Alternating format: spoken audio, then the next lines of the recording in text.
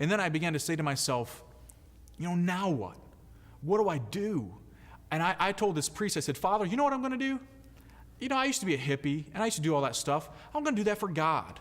And I was like, I'm going to, basically go door to door across America for the rest of my life with a backpack, and that's it, man, telling people about Jesus Christ, about our Mother Mary, about the Catholic Church, because people got to know, man, because I was seeing Catholics, and I was severely disappointed. I mean, I couldn't believe that these people who had grown up Catholic were dead. Man, they were dead. And I'd see them at Mass, and they'd just be like zombies. And their ideas and the things that they would tell me, how they didn't like certain aspects of the church, it broke my heart. I couldn't believe what I was hearing. Everything that I'd come to know and love and willing to die for, people who had this gift from birth were throwing it away, and they didn't care. And some of the preaching that I heard, I was like, what are you talking about? It was that whole, just feel-good theology. It was nothing. There was just no substance. And so I began to ask myself, when the priest slowed me down, he said, whoa, you can't go door to door. Okay, I know you used to be a hippie, but, you gotta make a living. You gotta live somewhat of a normal life. And I was like, all right, whatever. Then what do you recommend? And he said, well, I don't know. Why don't you just keep praying about it and ask our Lord and Our Lady? And I did. And night and day, I was just, what do you want me to do? I'm yours. I'll do anything, whatever. And these ladies, these Filipino ladies, kept coming up to me saying, you would make a good priest. And I was like, what? Me? I was like, boy, I don't know. You know who I am, right? And they were like, yeah, and I think that's why you'd make a good priest. The church needs somebody like you or people like you who have gone through all that stuff, because there's so many mothers who are suffering because of their children, and so many young people who are doing what you were doing, and they need to be told the truth with clarity and conviction and with great compassion and understanding from somebody who's been there. And I prayed about it, and I was like, yeah, and I just sensed this call from God. Yes, that's what, I want you to do. And I couldn't believe it. I was like, in my prayer, I was like, are you serious? I mean, me? You want me to be a father, a priest? It just blew my mind. So I went to Mary. Everything through Mary. Everything for me is through Mary. So I went to her and I said, sweet mother, what do I do? Where do I go? And I just felt within my heart, you have to be my priest, a Marian priest, completely consecrated to me. That is the way that it must be done. And so I was like, okay, then all the communities that have your name in it, I'll check out those. There's a lot of communities that have Mary, in their title. So I prayed again, Mother, what do you want me to do? I don't understand. Where do I go from here? And I felt within my heart the community that has my name in it twice. And I was just like, yeah, it seems easy. My discernment wasn't the greatest at that time, so I thought, yeah, that's easy enough. I'm a simple guy, So I went through and I looked, and I found this community that their name was the Congregation of Marians of the Immaculate Conception of the Blessed Virgin Mary. I was like, man, that's 3 times. I was like, that's the one. That's it. I didn't know anything about them. I didn't know nothing. So I sent it in, and I'm like, I'm really interested in your community.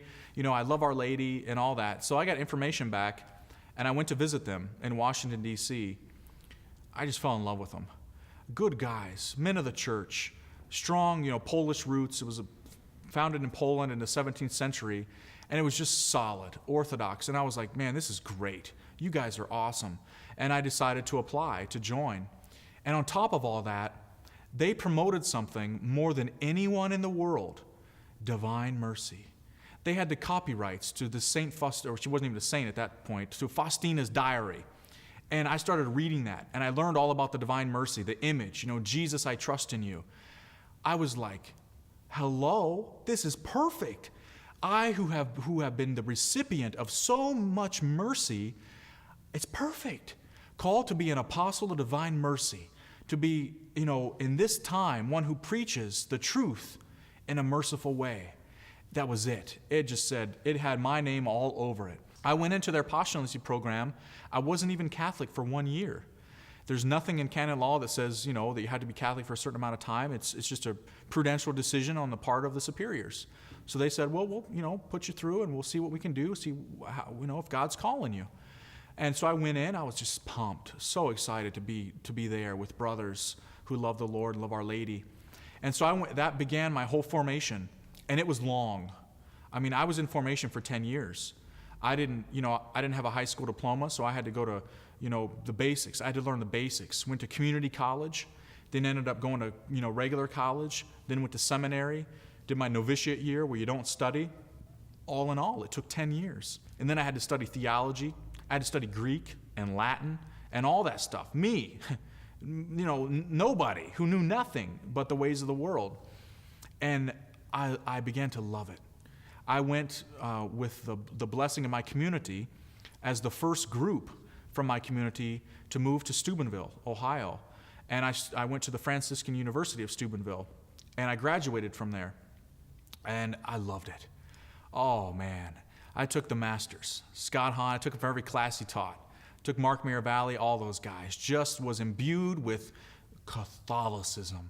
Just hardcore Catholicism. And it ingrained in me a thirst to just preach the truth. When that bishop laid hands on me, watch out. Because we need apostolic preaching.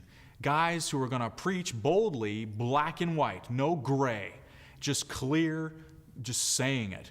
And now my life basically is doing the work of God, feeding souls who haven't heard the truth in the last 30 years or so, and who have just been told, you're okay, everything's okay.